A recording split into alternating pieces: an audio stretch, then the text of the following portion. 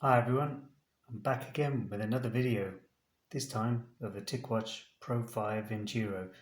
Recently just received this, so let's get this out of the box and see what we get. So here's the Pro 5, got this in the black. Let's see what we get inside. Nice glossy logo.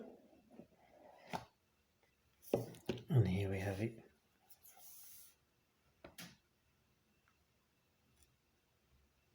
Let's get that focused.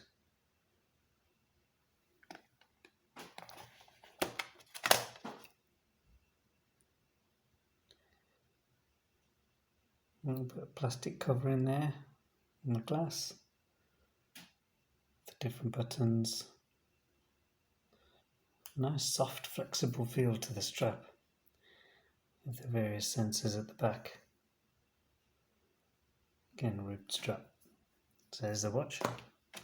What else do we get in the case? Or in the box? What box in here?